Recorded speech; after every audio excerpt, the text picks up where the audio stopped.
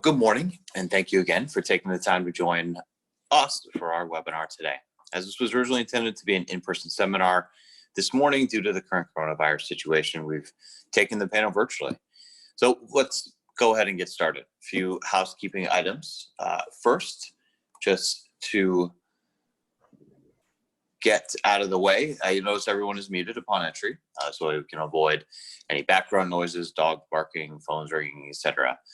We also want to encourage an interactive conversation. So please utilize the Zoom Q&A function, which you'll see at the top or the bottom of your portal, depending on the Zoom platform you're using. You can submit questions at any time during the discussion, and we'll take those as we go along.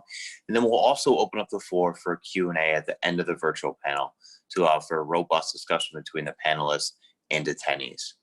Further, the webinar session is being recorded. If you're not able to stay with us the entire session, want to ensure a colleague has opportunity to see it, or just need to hear that joke one of our panelists said one more time, we'll have it available on our website soon after the presentation is complete. Let me, without further ado, turn it over to our esteemed panelists. And first, to my colleague, Guy Lutzel, and he'll take it away from here. Thank you very much. Thanks, David. And as David said, please submit questions throughout. We'll get to them at the end. We had some really good discussions at the previous webinar. Sorry we can't be with you in person, but hopefully this webinar will work for everybody, and seems to be the new normal. So why are we giving this session the subtitle or working title of Talent Matters? The simple reason is that with the global economy being in such a state with low levels of unemployment up to this point, notwithstanding our current crisis, there's increasing competition for that limited resource of talent. So it's never really been as important to consider where to locate your business to find and retain that talent. And whilst you're looking at that, also, how do you keep pace with this huge change and transformation that we're seeing in the makeups of our business, the type of work we're doing, the type of tools that we're using? And that's using different skills than we might have imagined 10 years ago, and will probably be different in another 10 years. So we need to be really agile on that and really understanding where those tools and where the people we're going to find to support that. So the question we're frequently asked is, we're struggling to try and attract the best talent in our current location. Where is the best location for our business to be, not only today, but also so it's sustainable for the future? So today our plan is to outline some of the thinking behind that, some of the key indicators that we use to look at making location decisions. Particularly today we'll look at the top innovation hubs, but the same process works across every type of business and every type of function within the business. So the questions that we're going to answer specifically today is what makes a top innovation center, what defines the best and fastest growing locations around the world. Is the question, everybody is moving to the cities, is that still valid? And is there a case for the suburban business parks that have been built up over the last 20, 30 years? And finally, we'll give you a sneak preview on our hub rankings for global innovation that will be released in the next few weeks. Andrew will then touch on, well, once you've selected that best location for innovation, how do you keep that innovation alive within your facilities, specifically looking at connecting the physical, digital, and social aspects. So to start off the session, what I'd like to do is ask a question of everybody. What makes a top innovation hub? We'd like to hear your views on that. So there should be a voting system that David can pull up now. And there are 4 potential answers to this. So 1, is it access to top talent? 2, strong investment R&D. 3, easy to do business. And 4, growth in startup companies. So please vote now.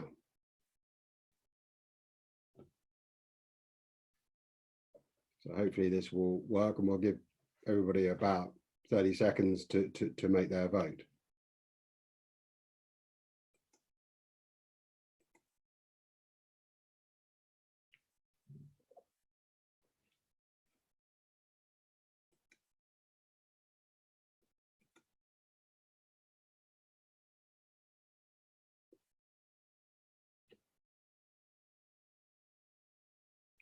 So David, can we show people? How are we getting on?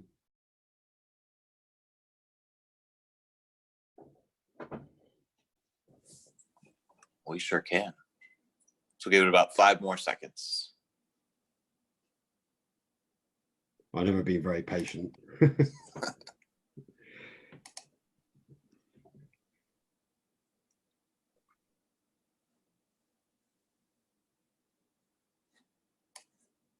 So overall, at the end of the polling, the big winner was access to top talent, with 73% of the voting. 36% chose strong investment R&D, another 20% in easy to do business, and the same as the growth in startup companies. So access to top talent was the far and long winner of the poll. Well, obviously people have been listening to me, which is always very dangerous. The answer is actually all 4 of them are correct. So it's a bit of a trick question, and apologies for that. It's really a balance of all of them, which will make up that top innovation hub. So let's look at those in more detail. So really the foundation of the top locations around the world is based around where are the top universities, where are the skills available to the companies to recruit from.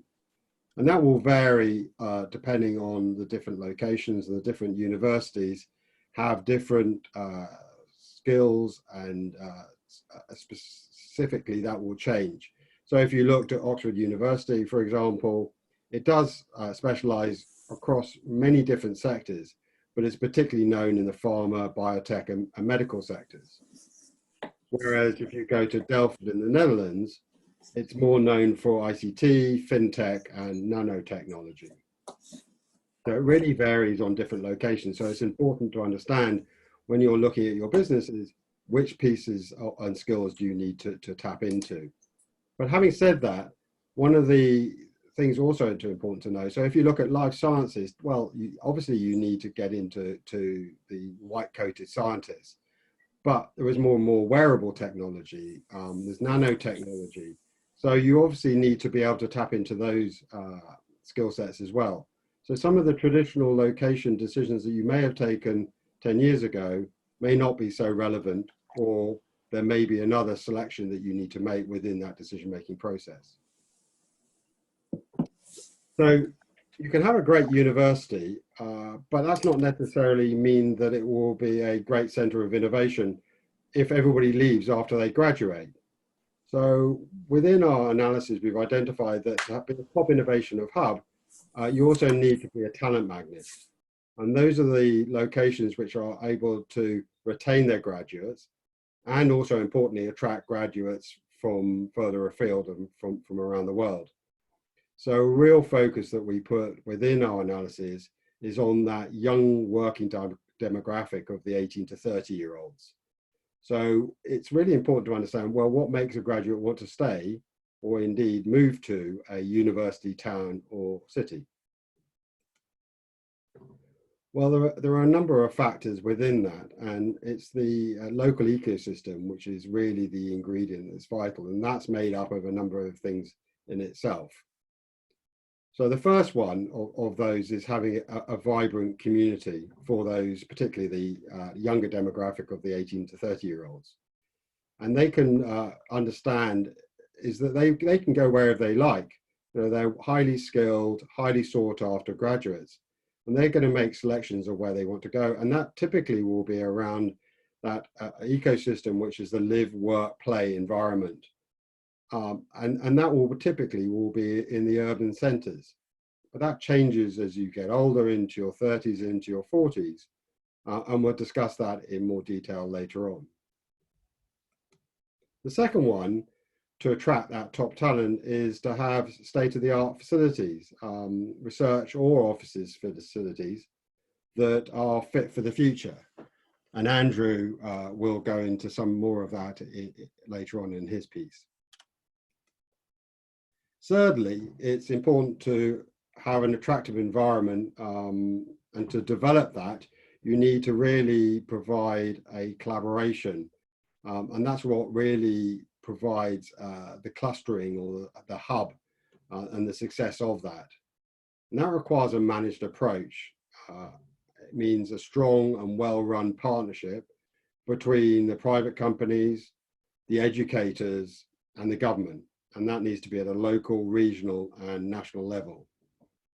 But it also requires collaboration between hospitals, companies, and schools. So collaboration and partnership is absolutely key alongside that to provide that ecosystem. And again, we'll dive into that in more detail over the course of the next 30 minutes. So fourthly, it's also important to provide an ample supply of housing or apartments that's affordable to particularly that younger demographic, and make sure that they can actually afford to locate there, and that they're not involved in long commute times or unaffordable commute times. And particularly a lot of those don't want to own cars, so they need to have good access to public transport.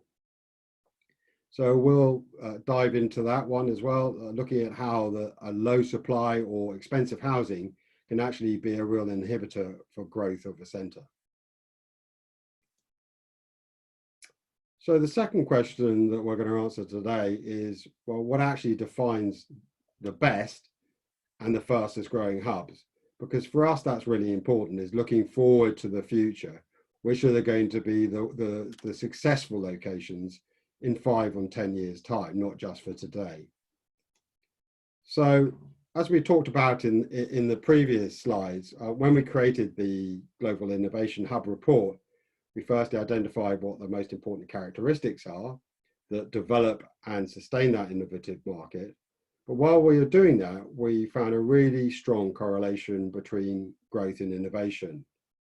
So when we look for the measure to what is the best performing hubs, we set a huge focus on the changes and variables over the time, and a particular focus on the growth across those key measures, as growth is really the key indicator of the sustainability of a location. So it's not just that you have good amounts of talent, that you have a good demographic of 18 to 30-year-olds, but which ones of those are growing. So focusing on growth, and as I said, you need a talent pool to recruit from. So we looked at what are the best and largest universities. So in this particular one, we're looking at the top 30 universities in Europe as provided by the Times. And this clearly shows that Germany, Netherlands, and the UK have the highest number of top universities, 10 for the UK, 6 for Germany, and 7 for the Netherlands. But interestingly, it also shows a real strong groupings or clusters in cities. For example, in Berlin, London, Munich, Paris, Utrecht, and Zurich, all of those cities or clusters have 40 to 80,000 students amongst their universities in those cities.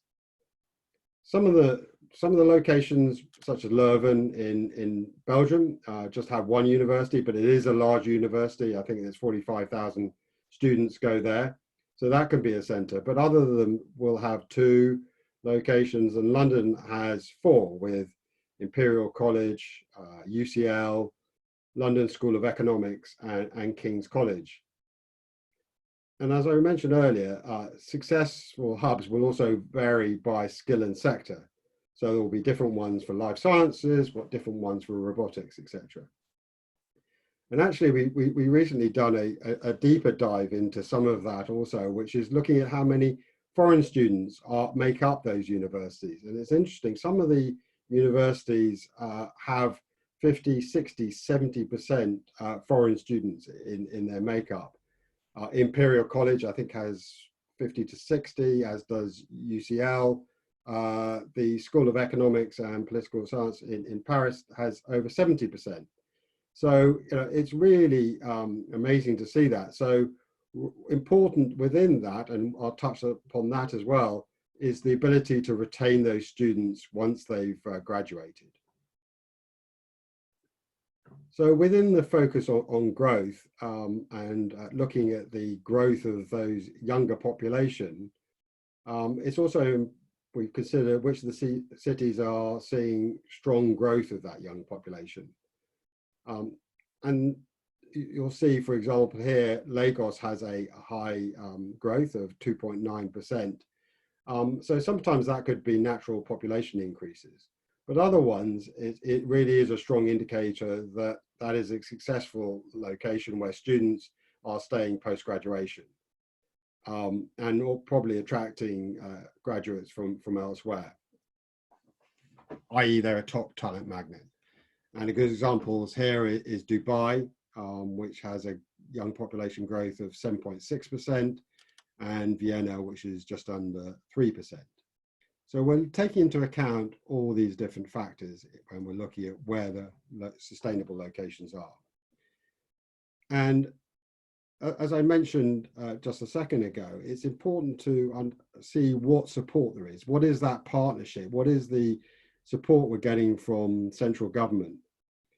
And what we've also started looking at is which of the countries offering attractive stay-back options, as it's called, where they help the international students to seek employment after graduation.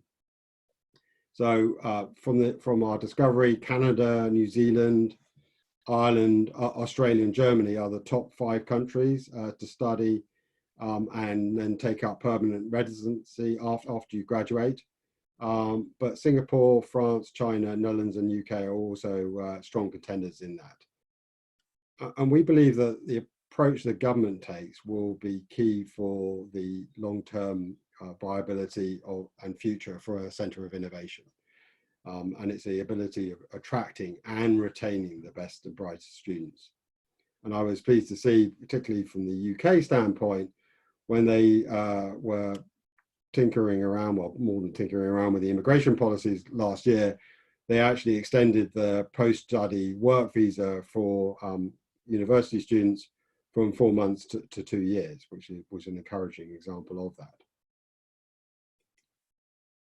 So carrying on that focus on growth, what else can we and what else do we measure? Well, some of that is we discussed in the question we asked you earlier, but we look at the number of patents in a particular market and the growth in those patents, and we do that by different skills and sectors. We look at the number of startups and the growth in those startups. We look at the amount of investment, both from into the R&D sector and from venture capital in a particular location. So the size of that investment, but also the growth in that. And again, this growth is hugely important. And some of the results that we come out with may be surprising to some because the measure of growth is more important than the overall size.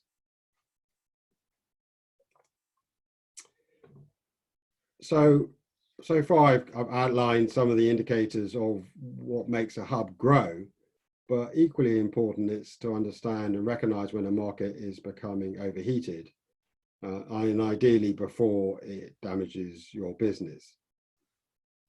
So what are those indicators? Well, there are a number of those.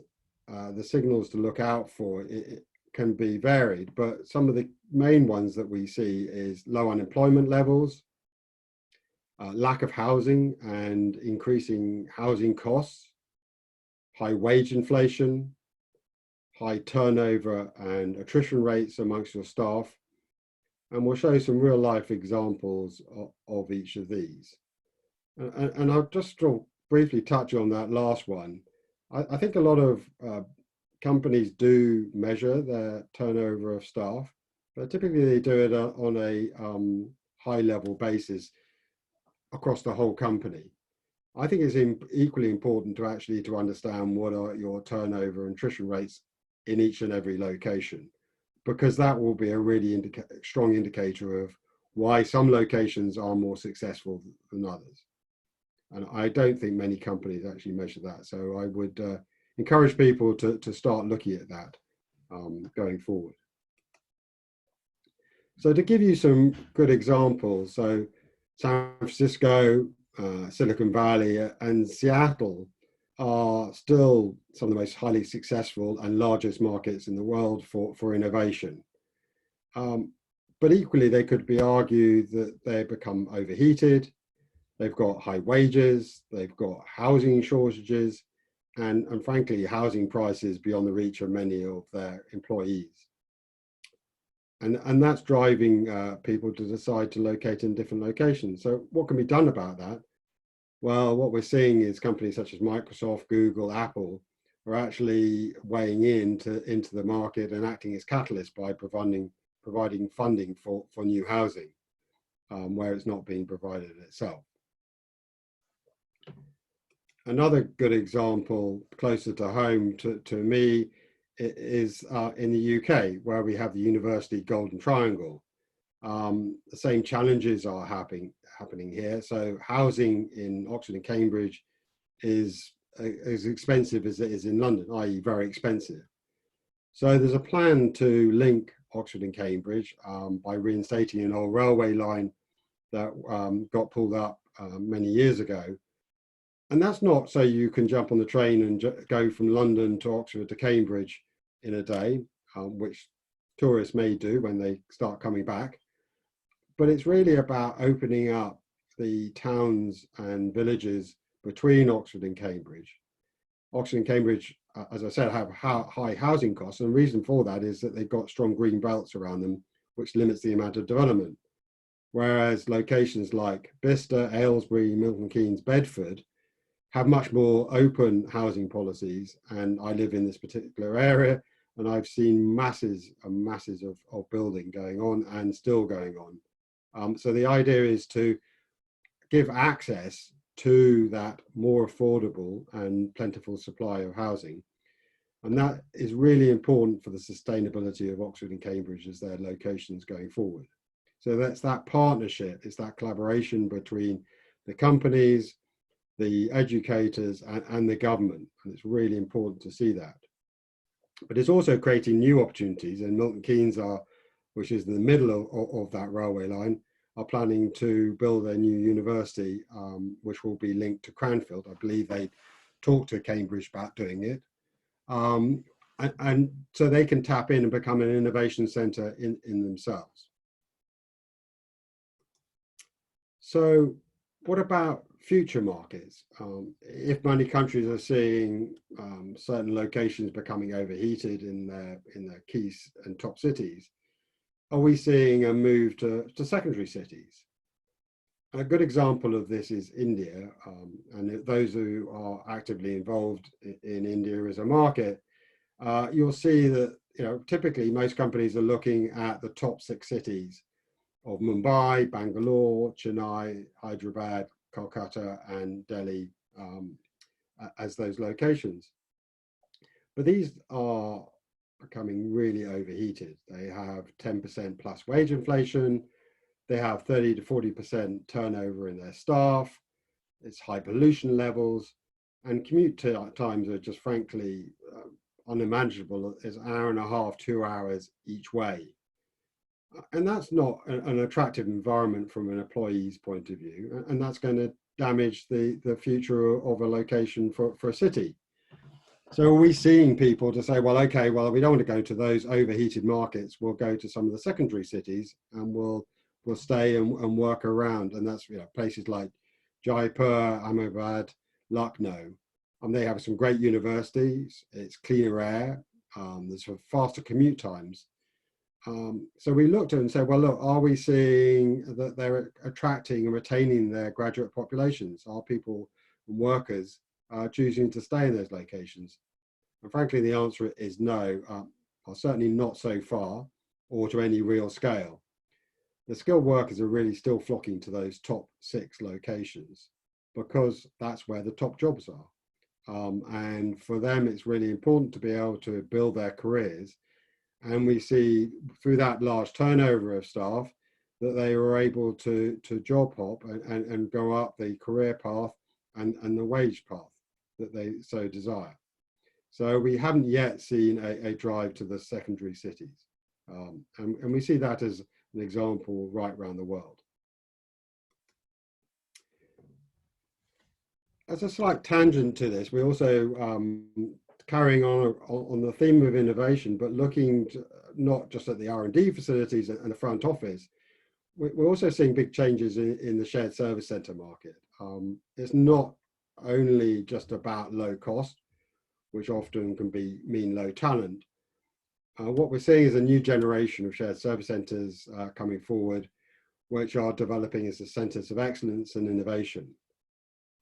These centers want grad or grad capable students who can actually actively problem solve and provide a top level of customer experience, both to internal customers and to external customers. And we'll go into some more of that detail in our shared service report. So shameful plug, please go on the website and download that. But it's really interesting to see that innovation is also occurring in some of the more typical back of house support functions, as well as the front of house piece and the R&D centers. So a question we're often asked is, with this increased drive towards urbanization, is everybody moving into the cities? Or is there still a case for suburban business parks and science parks? Well, the answer is both, really. Not all talent is migrating back into the cities. Certainly in the younger demographic, and people talk about millennials. I don't think it's valid any longer to just lump all millennials into one group. You have at one end of it 24-year-olds and the other end 38-year-olds. Andrew and I are well long past those days, but if you can think back to when you were 24 with no responsibilities or very few responsibilities, your decisions on where you wanted to go and live, work and play were very different from them when you were 38. So we're seeing it's probably more about age groups rather than that generational group, particularly as it moves up through the different ages. So 18 to 30-year-olds is all about vibrant city life. But once you get into a level of responsibility with, you may get married or you have a partner, you may have children, and you need access to good schooling, you need a bigger house, but also you therefore want reduced commute times. And one of the significant changes that we've seen also is that equality in care for the children. Whereas before you may have had a primary earner and a secondary earner, and the primary earner went on the long commute and the secondary earner had to stay closer to home. We're now seeing that on a much more equal basis. So that needs to provide a different level of flexibility to the both partners within a relationship. And it's about that equal responsibility. So that's requiring people to make different decisions when they have children. And that may mean that they want to work from home. And I think with what we're all experiencing at the moment, I think there'll be more and more people understanding about working from home. So I think there'll be a bigger drive to that. But also understanding that when you're younger, you want to be in a more vibrant community. And that's driving a lot of our clients to move towards a 2-location strategies, not because they want to split up their operations, but they need to be able to make themselves attractive to 2 different age groups. So we're seeing some companies who typically would be in Guildford or Reading or Stevenage, not necessarily moving out of those locations, but also opening up large facilities in London. And the same's happening around Amsterdam and Berlin and Paris and right around the world to cater for the different markets.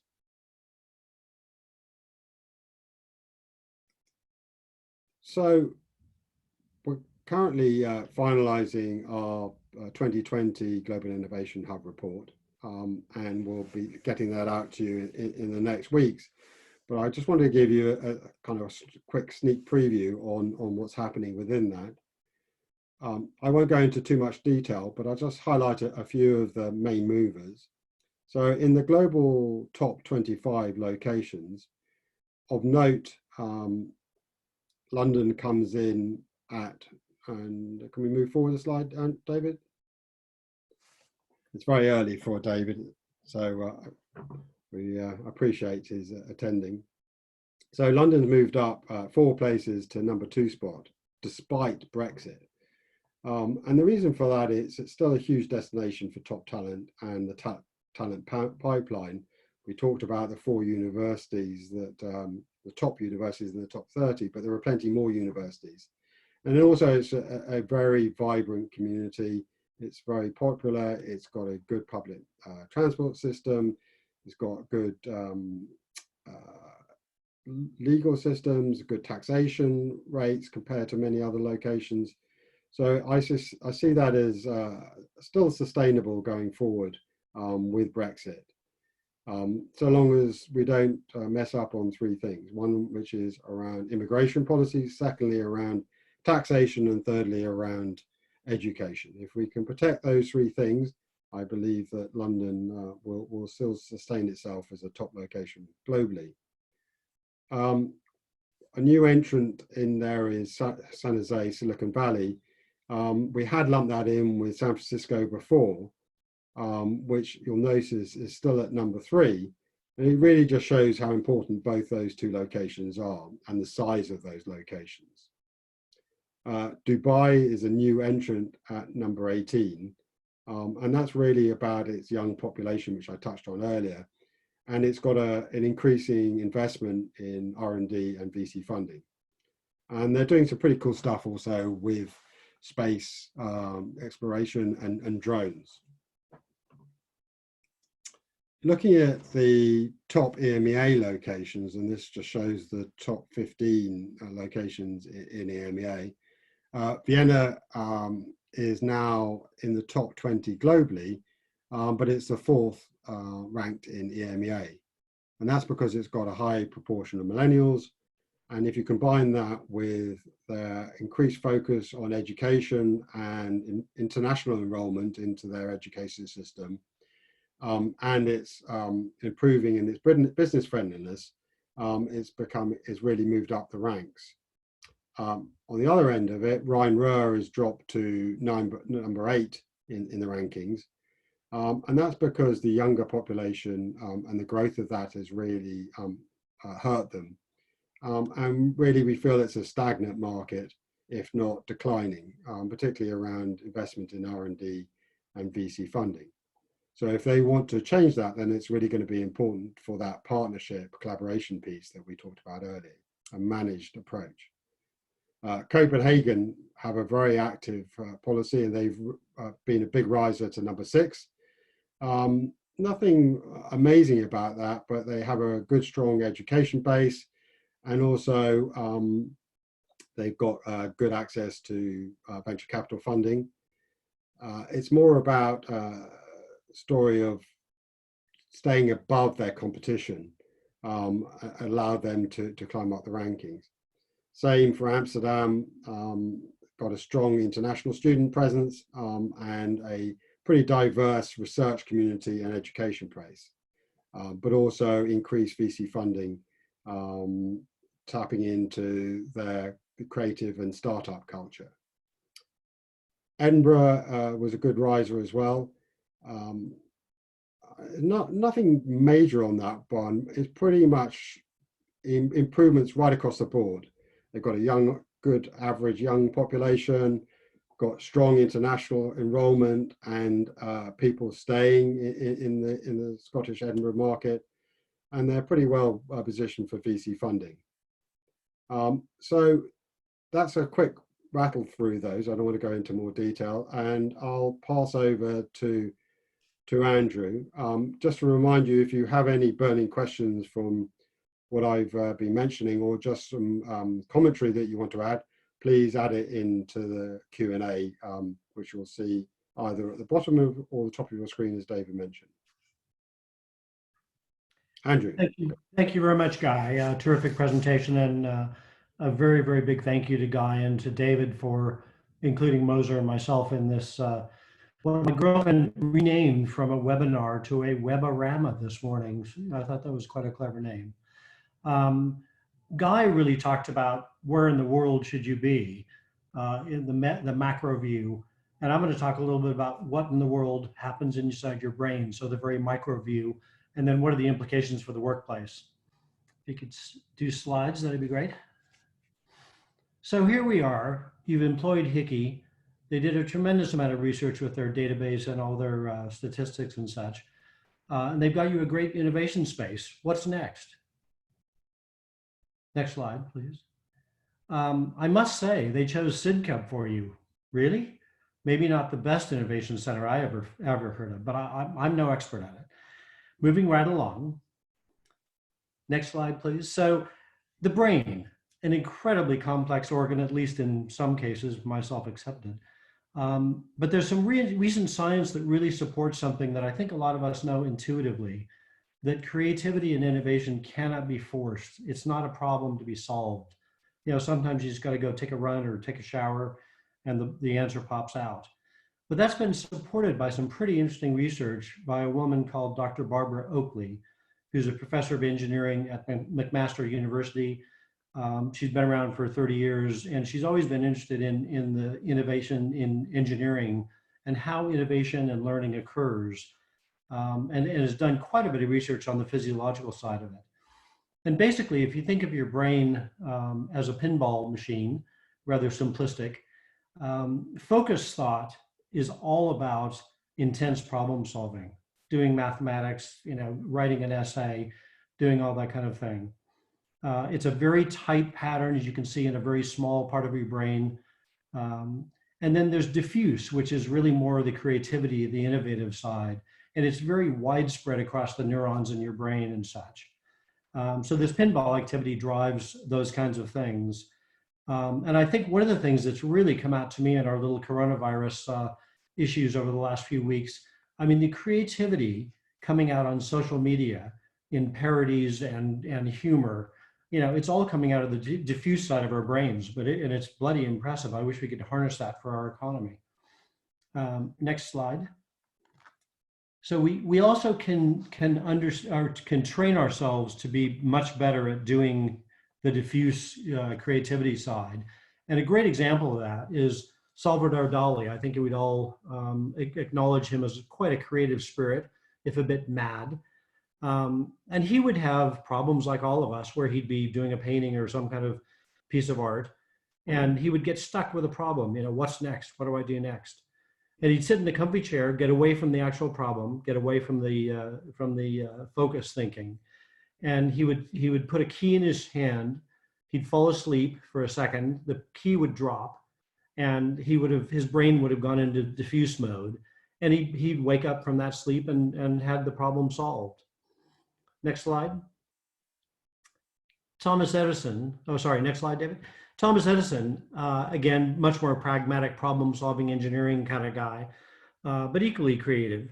He had a very similar story. He'd sit in a rocking chair when he got stuck with something, and obviously he went down a lot of dead ends, as well as coming up with some amazing inventions, unbelievably prolific. But he would do the same thing. Sit in a rocking chair. He'd hold a bunch of ball bearings and let his brain just go into diffuse mode. And he basically taught himself to use the diffuse thinking to solve problems. The ball bearings would drop. He'd come back to life and go attack the problem in focus mode once he had that kind of big idea. Next slide, please. And I think we're all familiar with the good old term, let's sleep on it. Sorry, I just couldn't get by without putting a picture of my dog in. But, you know, sleeping on it sometimes is a phrase that's been around for years, but sometimes you wake up from sleeping where your brain is on kind of unfettered diffuse mode, and you come up with a great kind of concept that you didn't have in trying to force the issue in before going into diffuse mode. Next slide, please. When I think these little chaps on the beach, you know, it's important we play. I think, again, as we're working from home under coronavirus, you know, we're doing some intense meetings, video conferences and that kind of thing, but it's important to go and at least have 7 hours of play for the 1 hour of work we're all doing at home. But the play is actually another area where the diffuse thinking comes out, allows your brain to attack things in a very different way, and get out of the kind of drudge of trying to solve a problem too hard. So I think, the main thing is tell all your bosses we better play a lot more. Another piece to the puzzle, I went to a presentation, I think it was about November in Amsterdam, by a woman called Jitske Kramer, who probably haven't heard of. She's not that well known, but she's a social anthropologist, and she knows anthropology backwards and forwards, and she's taken that into how does it affect corporate life. And really looking at 3 slides here, people shape cultures, be they social cultures or business cultures, and cultures shape people backwards and forwards. So again, a really important thing about how we get innovation going. Next slide, please. And she talked about 2 different types of meetings or gatherings, be it in a tribe or in a corporate culture. One is the love meeting, which is basically all about relationship-oriented, connecting, trust, loyalty, all those kinds of things. She likens it to in the tribal sense, to around the campfire. So I think we're going to be specifying campfires in all our next projects. But it's the inclusive kind of meeting where you're talking about how to make people feel good, how to include people in the tribe or the corporate setting. I dare you all to say after this, boss, let's have a love meeting. And then the second kind of meeting, be it a tribe or a corporate gathering, is a power meeting, which is all about, excuse my French, but get shit done, as we all have on our mugs.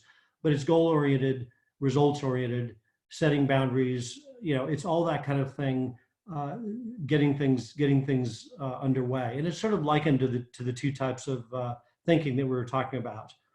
And interestingly, the love type of meeting releases oxytocin and serotonin, which are the cuddle and feel-good hormones. And the power meeting releases dopamine, which interestingly also gets released in sex, and endorphins that come about, and they really are about making people feel positive and informed, and getting things done. A third kind of component in what we're talking about, if you could change slides, David, is the whole social aspect of placemaking. If Hickey's found you a great place in Sidcup, you've got a lease, but getting there is crap. The transportation's rubbish. There are no people places. The infrastructure, albeit in Sidcup, isn't all that great, but there are no places where people can be part of a community and that kind of thing. Very, very important. Again, if you could change the slide, it's all about some of those tribal connectivity things, so that people have the chance discussions. And it goes back to the university life and the kind of collaboration that occurs in a university setting, and all those things the innovation centers can offer. It encourages love meetings and that kind of thing. So really, what do we try to do from these learnings is connect. If architects and designers have always been involved in the physical world, how does the physical world support work? But much more recently, we've been involved in really the social side, as we just saw, on the digital side. And if you can combine those in the right way, I think we can really drive innovation within our workspaces, learning from the brain patterns and the types of meeting and those kinds of things that we've just seen. And I think it's about evolving demands. If you can flip slides, David. Evolving demands. So we don't know what's going to happen in the future. I think the one thing that's come out of the isolation we're all experiencing is we just don't have a clue. We thought, a month or 2 ago, we didn't really know where business was going, and you need flexibility. Big lesson here. I think it's massive. How will it all change us in the long term? If you could swap slides, David. So just a few examples of settings that I think work really well.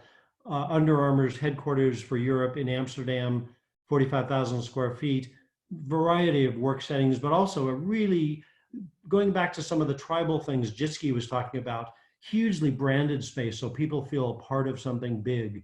you know, they come, they've got a mission. I think it's very important to the 20 and 30 somethings to feel part of something very important. And it's part of that tribal situation. Next one.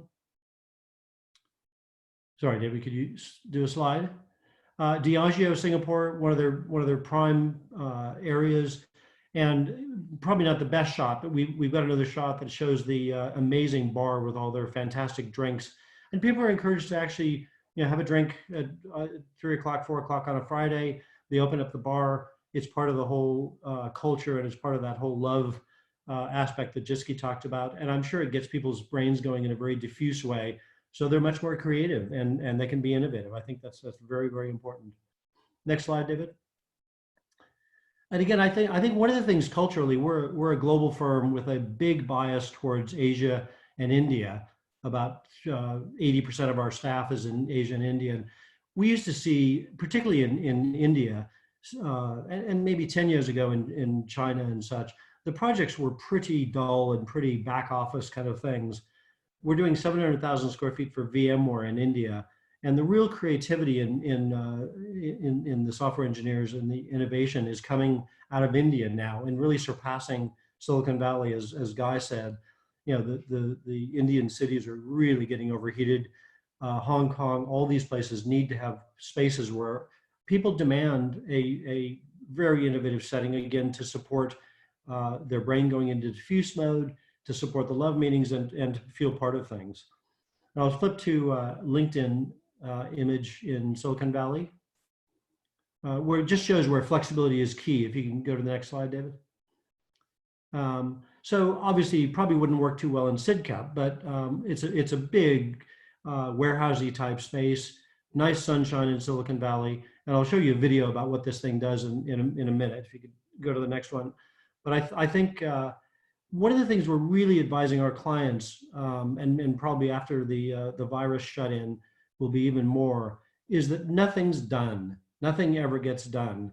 Any project you do ought to be in permanent beta, so it's constantly improved, constantly updated, constantly adapting to where society's going, constantly figuring out new ways to support your brain function for innovation, and the tribalism that Jiski talked about. I think those are exceedingly important. I'll show you a space if you go to the next slide, David. This is a space we just completed in London. It's not huge, but it's had absolutely no brief. The firm basically didn't exist. And we basically developed a hugely flexible space for Finabler, which is a finance offshoot of TravelX. Next slide, if you would. Just this incredibly flexible space. And as we go through, it shows some of the configurations in this main hub space. A lot of their clients coming and using the space, et cetera. And then we'll go on to the little LinkedIn video, if you would. Next one. Hopefully it'll play. But it shows the LinkedIn project and how it's actually an innovation center where they come up with us innovations for their real estate projects. And this is a very kind of fun one.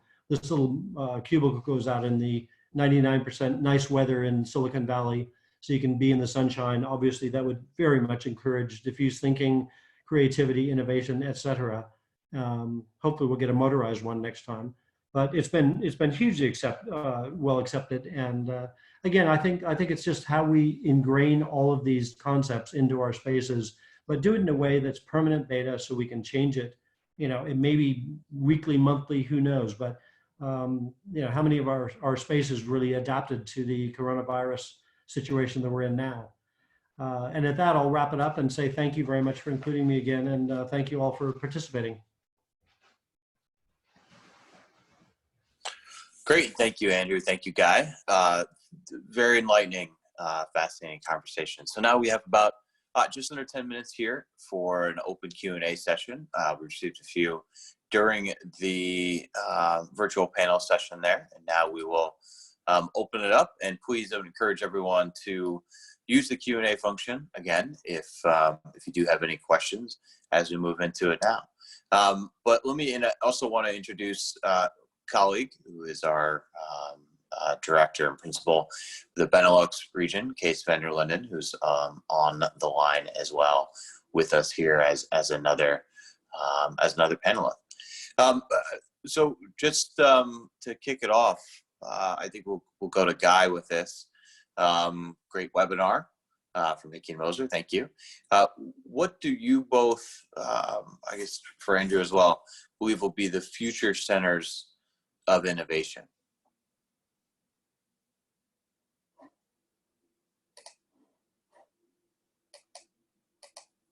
Guy, I think you're muted right now. Well, it's got to be SIDCUP while we wait for Guy. Yeah. What is it about you and SIDCUP? Anyway, I think what we're going to do is see continuing clustering around the top universities, and particularly those which provide that best ecosystem for their employees to live and work. And I know I've talked about that, but that is going to be the key to it. So which are the ones who've got that managed approach to developing and sustaining those ecosystems? And I think there will be a continuing growth in the megacities. So in Europe, that will be around London, Paris. You have to bear in mind those two locations are probably twice the size of Berlin or Madrid. It doesn't mean other smaller locations can't develop out as innovation centers, particularly if they focus on specific sectors and skills. So Berlin, we're seeing for ICT and medical sciences, Copenhagen, bioscience and fintech, Dubai, tech and even space travel, as I mentioned, and Vienna, pharma and medical sciences. So it will really vary by sectors, but it's that clustering in it. And I really stress that managed approach to sustaining that ecosystem. I'll just pipe in with a really interesting kind of case study that supports some of the things Guy said. We were doing some work with Nestle in London, and they took over Roundtree and ended up with a split campus, basically. So they've got a London campus for the 20 to maybe 28, 30-year-olds. And then for the older ones, the campus in York, which is Roundtree's old home in a beautiful old building. They find that the 20 to maybe 30 somethings want to stay in London, be in the buzz, but then they can move to a similar job in York and get a house, probably, I don't know, 300,000 or 400,000 pounds, great school system, have kids, relatively safe, out of the hubbub, and they're not particularly interested in going to the discos anymore. So they've actually found that to be a really great way to keep staff over the long term and kind of cater for the generational issues quite effectively.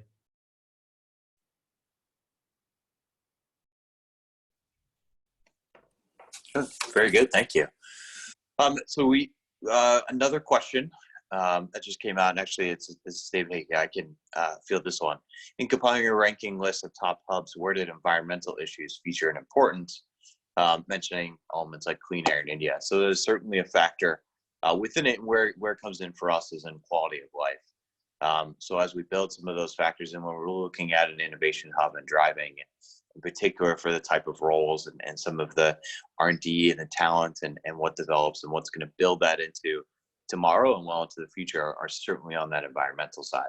And that comes in other things like traffic and commute times mentioned earlier, other elements of work and play and crime and health indices and so the like, and all that is built into it. So we are certainly taking into factor, again, thousands of data points or thousands of aspects, millions of data points that go into the review, and certainly environmental. And as we see the rankings and as we see this going forward as well, we see more and more importance that will be dropped into that as well. We have a question to you, Guy, and I'm happy to tell Phil as well on one particular market or several markets in Israel, and to Jerusalem and Tel Aviv to Haifa is certainly a core innovation hub, and certainly one of the leaders in the world when it comes to certainly in the patents and on the startup side. So just curious, how come that didn't show in the top 25 globally? Well, there's no doubt that Israel markets, and that's not just Jerusalem, Haifa, Tel Aviv, right across, is very well developed, and definitely strong innovation centers, particularly around startup and patents. But when we analyze it on a global ranking, you'll find it's there, but it's just not within the top 25, which I showed. I don't recall exactly where it came in there. But again, there are other bits about the talent growth and ease of doing business and business friendliness. Some of those will, I think, from memory, the growth in the younger population had fallen somewhat, so that would pull it down slightly, and those involved in tertiary education. So certainly up there. And we're often asked these questions. Why is a particular location not higher up?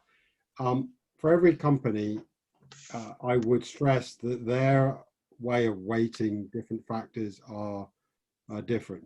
So we've taken a interpretation on that, and we put a huge focus on the growth side of things, which I've probably bored you with today, because we see that as the sustainability of it. So it doesn't mean that a location isn't highly ranked overall. It may be even a bigger market, but if it's not continuing to grow or has a reduction in VC funding or a younger demographic compared to others, then it may fall further down the ranking. Hopefully that answers the question. Yeah, thank you, Guy. And just and we also once we get into the report, and if for those of you that are familiar with the 2019 rankings and report, we do further break down by industry as well, and by sector where these leaders are and which hubs are certainly those leaders in the world. We and I think find those Israeli markets very high up, especially in that tech ICT arena, as well as a couple of the others. So thank you, and great question. I'm going to turn over to a question we have related to some incentives, and I think also tie into another one on portfolio wide. And I'll turn it over to our colleague Case. Mentioned is on the panel. Can these tools support globally, and optimally leveraging and coordinating incentive programs? We'll talk about that a little bit at the end in our next webinar. But some of the incentive programs overall, and help with supply chain, help with real estate portfolio management and optimization, and overall to survive this crisis. Case. Okay, so I think you. Go ahead. Thank you. Yeah, what we noticed even before the Corona crisis started, that a lot of our customers were already thinking or rethinking to de-risk their supply chain. The trade wars, the climate change causing a lot of natural disasters like floods and fires, the rethinking their eco footprint, that resulted in that, let's say, top management started to rethink and to de-risk their supply chain. And as we all know, when you change your supply chain, that has a dramatic or tremendous impact on your real estate portfolio. So Hickey has tools and techniques to help customers, as we are already doing. And yeah, due to the Corona crisis, that's what I think that's what we all can expect, that reassessing of the supply chain and the real estate portfolio will accelerate. And yeah, that's one of our core activities. So feel free to contact one of us in the near future when the time is there to start working on this, because it's now more surviving than doing regular business. Plus, but please be aware that we can help you in this process.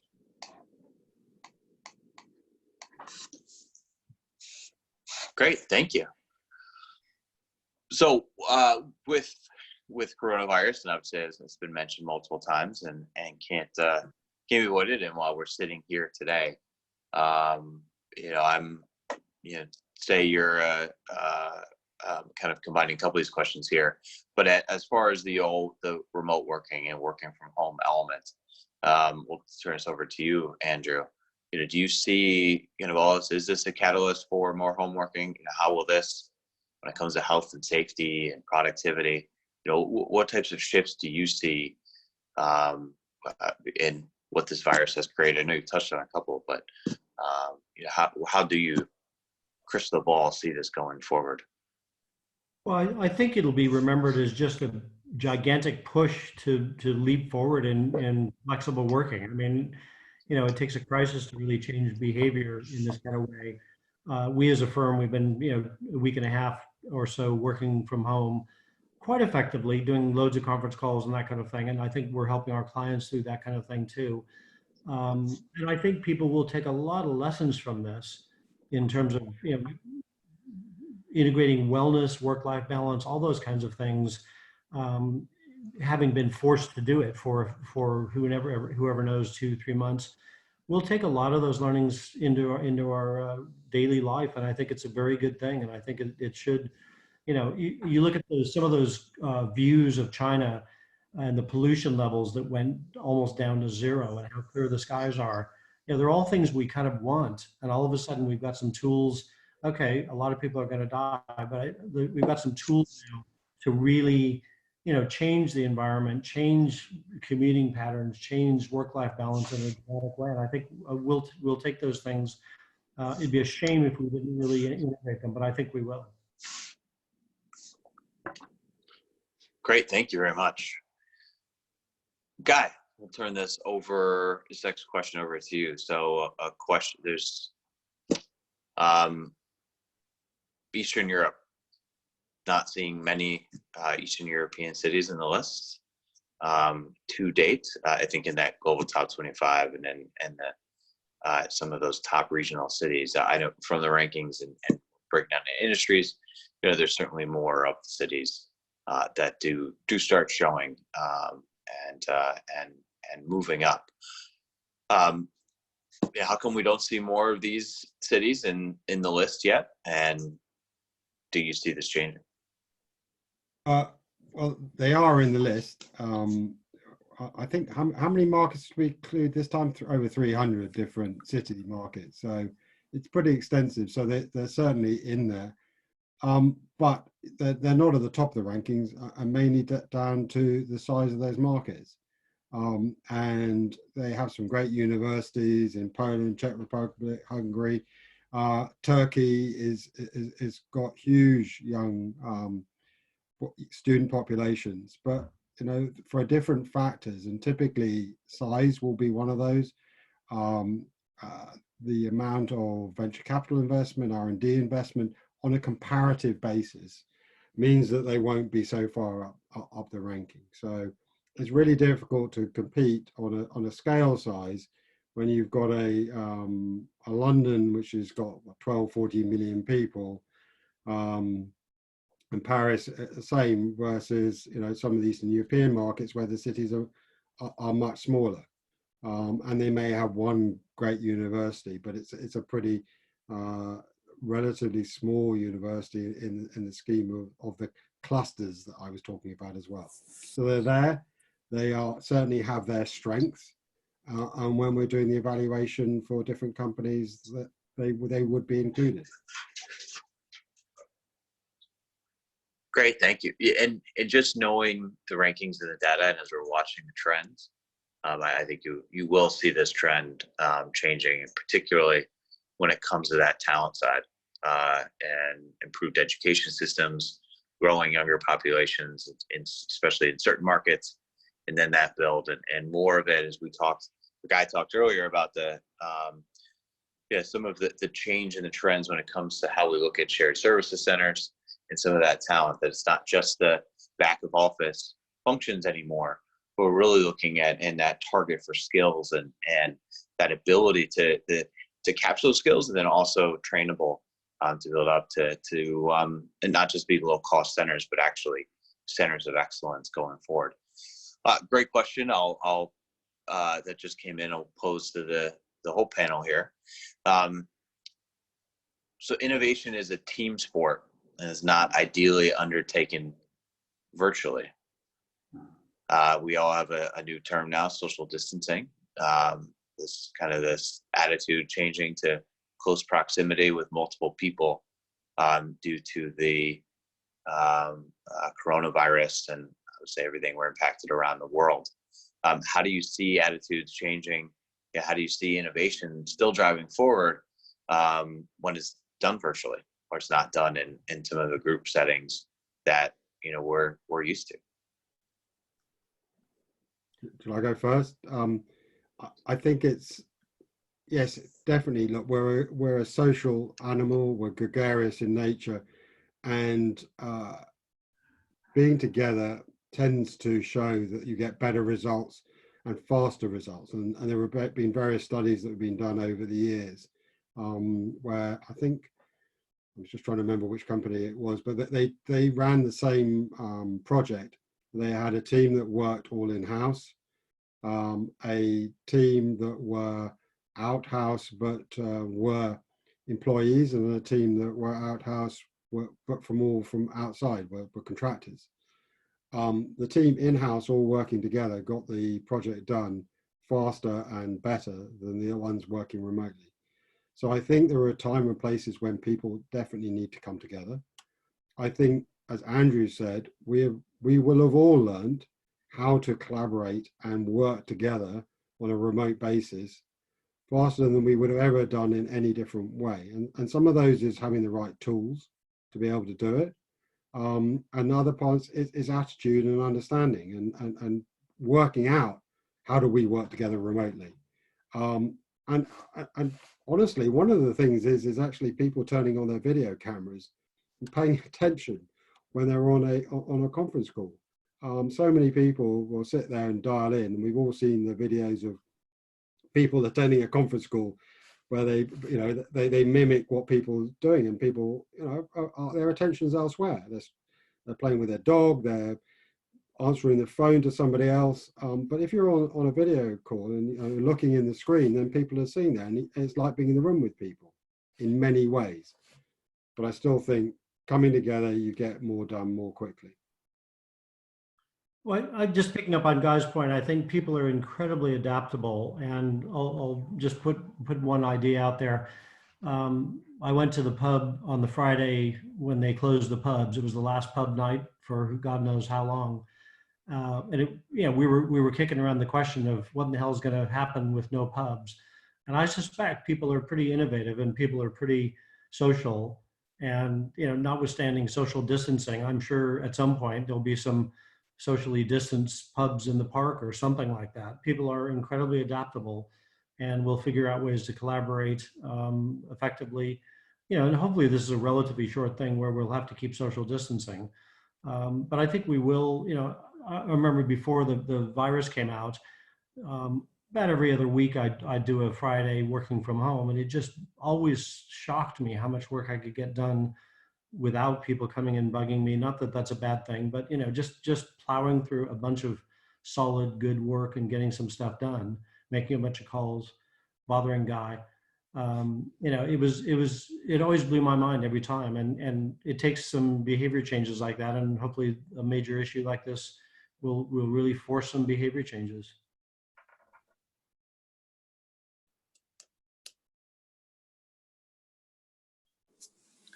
Great, thank you. A question on innovation districts. So I think that concept of, and in some realms, perhaps it's a public-private partnership, perhaps it's, overall in academia and others involved, different stakeholders, but creating an innovation district, a cluster within a city. Do you think that is a tool, a worthwhile tool to support, a citywide innovation ecosystem? I come back to the managed approach. If you have the raw ingredients and then you actually manage that to make it attractive to people on that live, work, play piece, that's really important. You can have a location, but if you're trying to attract the younger demographic and you don't have good public transport, say in London, to that site, people are going to choose and vote with their feet on where they go, because they don't want to own a car. They want to, and they'll go to the location which is easiest for them to get to. So I think, yes, you can. And we've seen, new centres spark up in different locations. Again, I apologise for those from outside, but London, you've got King's Cross, which was known for two things 10 years ago, but neither of them which were legal. But with active promotion, and a good location on a central transportation hub, they've developed a whole new community. And it's not just about putting up a bunch of offices, it's about having the leisure facilities and the attractive environment around there. It's a fun place to go. So yes, it can be done. And there are examples of that happening right around the world. And it doesn't have to be in a big city either. I was listening to a talk with a lady who won Cluster of the Year award or something. And she was from Transylvania in Romania. And, and she said, well, the reasons behind it is we have a very strong support between that educators, private companies, and the government. And that's allowed us to really promote it and develop out and provide that district ecosystem clustering that is being attractive to the employees and the employers.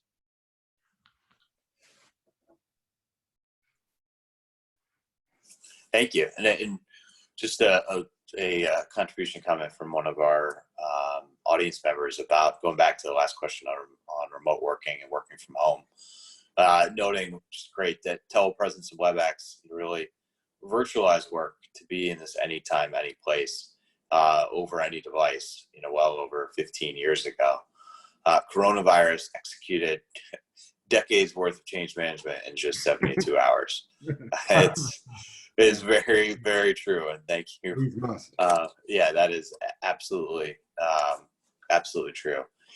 Can I just make an overall comment and a positive comment in this troubled time? Because I'm as you know, a huge optimist, but I do really think that there are going to be some great things that come out of this horrendous disaster. And I think the care for each other, for our neighbours, for our families, community. I mean, just in where I live, we get on pretty well, but we now have a WhatsApp group to be able to support each other. There are elderly people in the lane, and who's going to go shopping and can do that? Who's going to be, just checking in to seeing if everybody's okay. And I really am optimistic a lot of those will sustain themselves. But it does take a huge shift like this, and to simplify matters, somebody said, our grandparents were asked to go to war. We're asking people to stay at home. It's not really a big ask.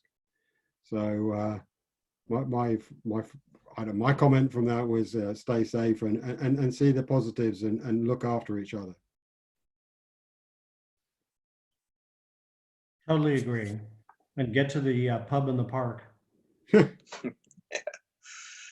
Yeah. And then, thank you very much. And the final question from the audience, well, and you both, three of you have covered this as throughout the panel. But what really are those distinguishing points of these innovation hubs? What makes them different? Do you see differentiation as an attractive pull? That uniqueness of certain markets, not least for diversity of talents, and how does this encourage, and what makes them unique? Well, I'll go back and rip off a speech. There's a guy named who used to be the head of the City of London planning, Peter Rees, who gives some great speeches about the city of London history. He really revolutionized the City of London in terms of getting retail in it. It used to be a ghost town after 5 o'clock. But he talks about the history of London and the trading markets that used to occur in the coffee houses back in, I guess, 16th, 17th century. And I think, he talks a lot about how important the ability to get together and gossip about each other, who's bonking who, and all kinds of, ribald stories about things, as well as doing business. And I think a lot of it's about, that whole cultural side of things that Jiski talked about, and, places that people want to be, like King's Cross is exciting. It's got a vibrancy. And I think those are the things that really make it work. Peter Rees now is a professor of place at the Bartlett School of Architecture at the University College London. And 10 years ago, I don't think anybody had a professor of place, but now place is vital, and I think it's really supporting these hubs, in addition to all the many education and other things that Guy's talking about.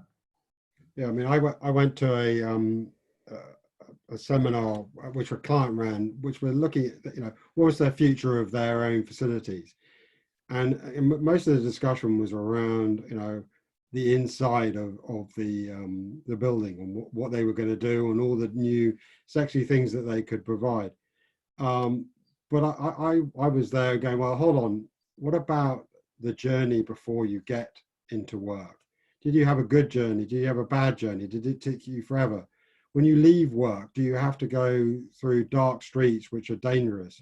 When you want to go out and have a break, is there a safe place to go to? Do you get the coffee shops? Are the place where you can go and buy a sandwich?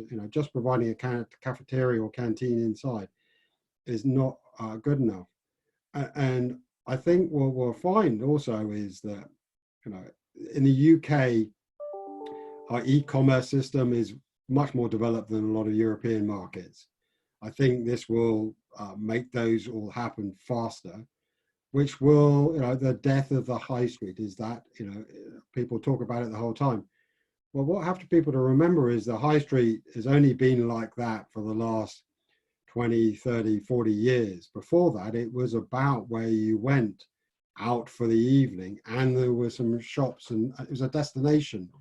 And I think it's all about, as Andrew mentioned, place, about destination, making it an attractive place where people want to go to and making it easy. Don't put high parking charges to discourage people to going in. Don't have, really congested areas.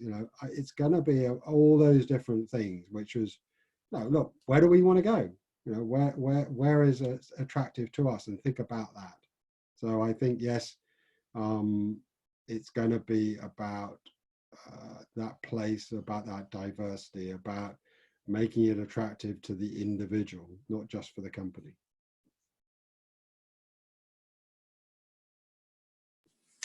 Great. Well, thank you.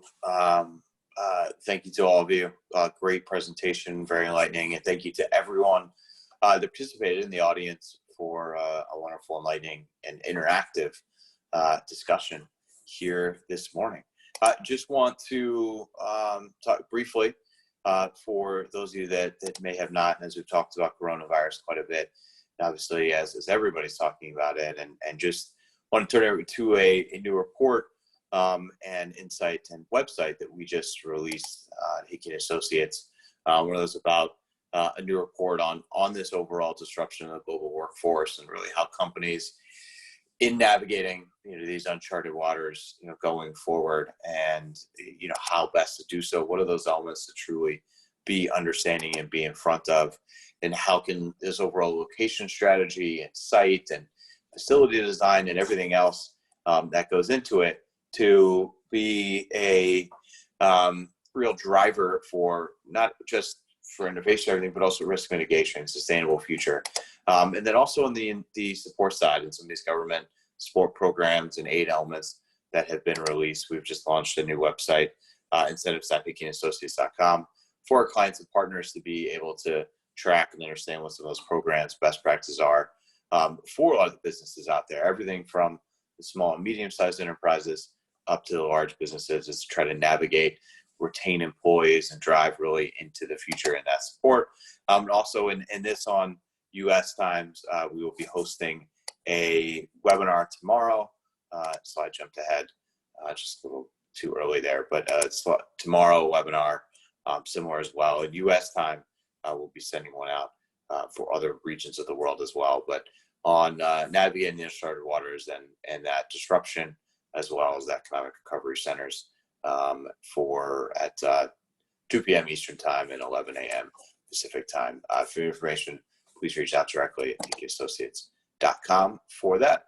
And then we certainly want to encourage everyone to join the conversation as we continue building thought leadership, both from Guy, Andrew, Case, the rest of our combined teams out there, and certainly to continue that channel. And we certainly are in all different and new ways with this new world that we're in.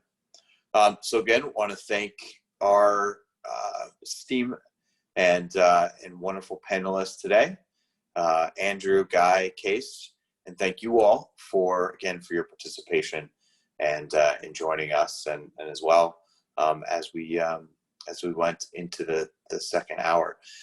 Here we again, everything be online and available at www.hickinassociates.com, and we'll also send out links here shortly after the presentation. So with that, I want to thank you. Hope everyone stays healthy, stays safe, and as we keep working into this new world. So thank you again, and everyone take care.